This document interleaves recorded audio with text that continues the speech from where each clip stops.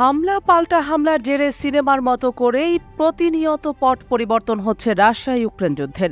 রুশ ভূখণ্ডের অভ্যন্তরে ঢুকে ইউক্রেনীয় বাহিনী বুক ফুলিয়ে প্রবল মাত্রার হামলা পরিচালনা করে রাশিয়াকে বোঝাতে চেয়েছিল যে ইউক্রেন চাইলেই রাশিয়াকে ধূলিসাৎ করে দিতে পারে।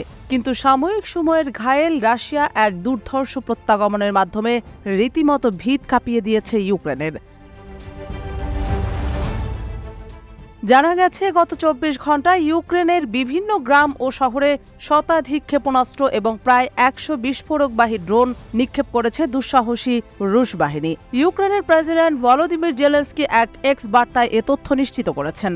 রাশিয়ার কুরস্ক অঞ্চলে ইউক্রেনের পাল্টা অভিযানের ৩ সপ্তাহ পর এই হামলা চালালো অপ্রতিরোধ্য রাশিয়া। এর আগে মস্কো হুঁশিয়ারি দিয়ে বলেছিল কুরস্কে ইউক্রেনের হামলার কঠিন প্রতিশোধ নেবে তারা। এক্স বার্তায় জেলেনস্কি জানান, রুশ বাহিনীর অধিকাংশ ক্ষেপণাস্ত্র এবং ড্রোন ইউক্রেনের পশ্চিমাঞ্চলীয় বিভিন্ন শহর এবং গ্রামে আঘাত হেনেছে। ইউক্রেনের এই অঞ্চলটি ইউরোপের সীমান্তবর্তী। এক্স বার্তায় রুশ বাহিনীকে প্রতিহত করতে ইউরোপীয় মিত্রদের কাছে ঐক্য এবং F-16 যুদ্ধ বিমান চেয়েছেন জেলেনস্কি। ইউক্রেনের প্রেসিডেন্ট বলেন, আগ্রাসনকারী বাহিনীর হামলা থেকে ইউক্রেনের লোকজনের সুরক্ষা নিশ্চিত করতে আমরা ইউরোপীয় মিত্রদের সঙ্গে সমন্বিতভাবে F-16 যুদ্ধ বিমান প্রতিরক্ষা গড়ে তুলতে পারি। মধ্যপ্রাচ্যে এটি সক্রিয় রয়েছে, ইউরোপেও তা হতে পারে। জীবনের দাম সব জায়গাতেই সমান। এছাড়া দূরপাল্লার ক্ষেপণাস্ত্র ব্যবহারের ক্ষেত্রে পশ্চিমা বিশ্ব ইউক্রেনের উপর যে বিধিনিষেধ আরোপ করেছে তাও তুলে নেওয়ার আহ্বান জানিয়েছেন জেলেনস্কি।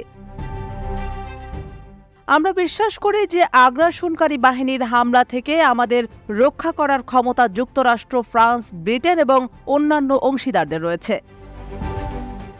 এদিকে ইউক্রেন জুড়ে রাশিয়ার এমন ব্যাপক ক্ষেপণাস্ত্র ও ড্রোন হামলায় অন্তত ৬ জন নিহত এবং ২০ জনের বেশি আহত হয়েছে। মস্কো দাবি করেছে, ইউক্রেনের বিদ্যুৎ অবকাঠামোকে লক্ষ্য করে তারা ক্ষেপণাস্ত্র ছুড়েছে। হামলার পর ইউক্রেনের বিভিন্ন শহর পুরোপুরি বিদ্যুৎ বিচ্ছিন্ন হয়ে পড়েছে বলে তথ্য পাওয়া গেছে। দেশটির প্রেসিডেন্ট জেলেনস্কি টেলিগ্রামে এক বার্তায় বলেছেন, রাশিয়ার হামলায় ইউক্রেনের বিদ্যুৎ খাতে অনেক ক্ষয়ক্ষতি হয়েছে, তবে তিনি আশ্বস্ত করে বলেন, এরই মধ্যে পুনঃস্থাপনের কাজ শুরু হয়ে গেছে।